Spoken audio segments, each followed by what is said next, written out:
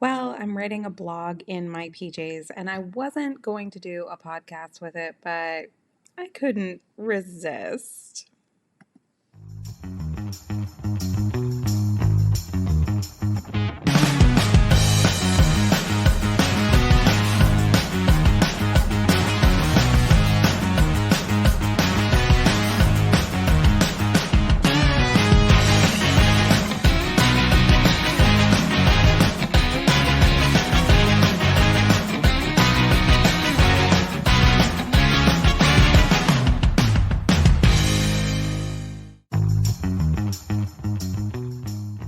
Hey, good morning. Amanda here, and it is the wee hours. And I wrote a post on my Facebook, kind of about the at everyone tag because so many people are still kind of fired up about this, and it's so funny to me because the tag actually came out in I looked it up. It was May and June of 2022, and this is being recorded in October of 2022, and it's still something that people are talking about a lot, but I think it's because it probably took some time to gather some steam.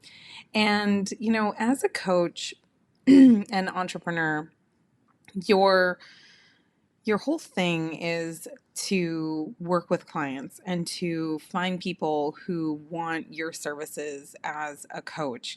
And this at everyone tag is an awesome new feature. But you will probably hear some pushback. And so I wanted to talk a little bit about the feature and a little bit about how you can use it in a way that is going to be beneficial for your coaching brand, but also maybe talk a little bit about why there is some resistance about it. And so you can make a great decision for yourself about how you might want to use it. But I think it also really points to kind of an issue that a lot of people have with promoting their business, even in the first place. You know, at the Coaches Plaza, I'm working with coaches who are awesome. They're fantastic coaches. I get up at the wee hours in the early morning, and I'm often working on my business early in the day because I've got kids, I've got family, I've got a lot of things going on with my life. So I spend a good amount of my very early morning hours kind of getting things organized and sorted out when it's early. Um, and what I'll tell you about the people that I work with is that they are so dedicated to their craft. They are so intelligent. They are so fixated on doing a very, very good job for the people that they work with. They would be mortified to do a bad job for their client. But at the same time, excuse me, just 1 second here. I'm going to pause here, clear my throat. I'm still getting over some allergies. Um, but at the same time, there's a lot of hesitancy that I help my clients work through of, imposter syndrome, of feeling like maybe they shouldn't market to their fullest potential, and really overcoming a lot of resistance to putting emails out very frequently, to advertising their business at all, to putting things on social media at all. And so this everyone tag controversy really catches my attention because I know what it's like to not want to put your face on Instagram and not want to do these things. And now here I am in my PJs doing a blog. So obviously I've come a long way. So let's talk about it. So what is this everyone tag? Does everyone have it? How does it work? It's specifically for Facebook groups. And I love Facebook groups as being a part of your overall strategy. I don't think it should be your only strategy. I think it should be a part of your strategy. But, after being in Facebook groups for the past few years, I've noticed a decline in the reach of posts, and that just happens, as more and more people start using social media, and more people are kind of getting out there. Supply and demand means that your reach of the posts is going to go down. So a lot of people are like, "Oh, it's the algorithm." It's like, well, maybe there's some nefarious algorithm effects that are causing things. And yeah, sure, I'm sure that there's changes to how the computer does things, but I think there's a lot of effects that cause things like the live video reach has certainly gone down. And I know that it's not just me, it's affected my clients, it's affected many of my colleagues. Different kinds of posts, like we actually measure the reach of our posts, so we know that there's definitely been a decrease in reach. So when the everyone tag came out, the way it works is you can up to once per day, and we only do this once per week because we don't want to be hyper annoying, but we use judiciously once per week and at everyone tag, which basically has us show up in the Facebook notifications, alongside you've been tagged to, a post. And more recently, Facebook kind of updated the language, because at first it looked like you were personally tagged on something. Now it says you and others were tagged on something. So I think that was a really good move by Facebook to just kind of make it a little bit more clear. But there's like all this controversy about it because consumers like to have control over their consumption experience. I know I do. If you remember what it was like back in the day to be able to have access to a DVR for the first time and be able to like skip commercials. Do you remember when you couldn't skip commercials? You just had to watch them? Am I the only one that remembers that, right? So, yeah, I mean, we all want to have control over our user experience, but I also have to say that there's this kind of, I guess you could say, beautiful tension between getting attention and accommodating that consumer desire. I did a little research for this blog post. Did you know that the first documented known newspaper in the United States came out in 1704? And that was the first documented printed advertisement as well. So that means that, when it comes to advertising for a business or for commerce in the United States, we're dealing with a technology that's been around for over 300 years. And so, people getting kind of like upset about things appearing in their feed and things, showing up.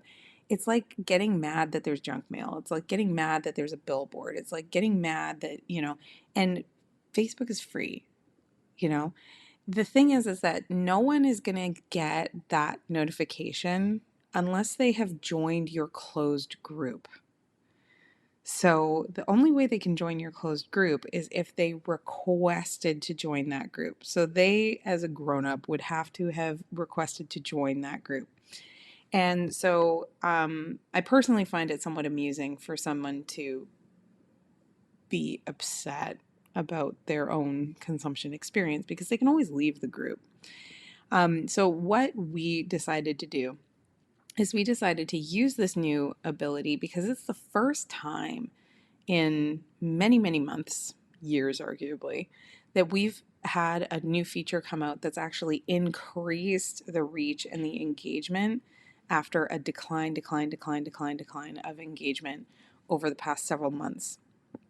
So, but we decided, like, let's think about what is it that our community actually needs, wants, and desires from us.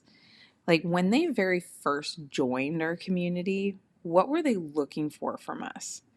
And so when we're using that at everyone tag, we're very judicious about it. We're saying, like, hey, they came to us because they wanted training about how to get clients, in our case, right? So for you, like, what is it that you do as a coach that they're even attracted to your marketing in the first place? Now, people change their mind about wanting to receive marketing and wanting to receive education. People even change their mind about the goals that they're pursuing, right? Have you ever decided, like, I want to do this hobby, and then you're like, I actually decided I don't want to do this hobby? People change their mind all the time. So I think it's really important to recognize that it's okay for people to leave your group. It's okay for people to unsubscribe. Like I know I want it to be okay for me to unsubscribe from things. I'm sure you probably feel the same way. So, as a marketer, I feel like it's really important for you to feel that permission to use the tools to market your business, not to avoid pissing off the people that are changing their mind about being interested in the thing or that feel like they don't have agency or control over their own consumer experience, which they do, but rather think about the people who are there for your service and are there for the thing that you actually help people with. Because that's what we did. We were like, okay, so we're going to use the @everyone tag for the average person that actually came here for help. And so we were like, okay, we're going to use it once a week. We're going to use it for notifying about the weekly training that we do, because that's probably the most valuable thing about being in the Free Coaches Plaza group. And we're also going to be more imaginative. We're going to be more thoughtful about what is that message that we're actually conveying and getting across. So most marketers, I noticed, like they just use @everyone and they kind of lazily put it into a comment and they say nothing else. And I know as a consumer that's kind of annoying because it's like you get the tag and then you kind of have to read around it and it's like, what was this group? What's the context? What's going on? And so my brain's going into all this confusion. And if there's one thing that I think is generally bad in communication is confusion. You don't want confusion. So what we thought was like, well, hey, let's use @everyone. Let's use it for the most valuable piece of content that we have in the group every week, once a week, and let's actually give them some context in the comment so that they don't have to scroll up or down if they don't want to. They only scroll up if they want more information. So, I wrote more around this video, and if you're watching this video somewhere else, you can click around the link to get the full transcript and everything for this. But I actually have like an example that I laid out for you on this because I think you should use the @everyone tag, and you should be okay with people leaving your group if they don't like the content that you have. That's my opinion on it. And I hope this helped. We'll see you soon.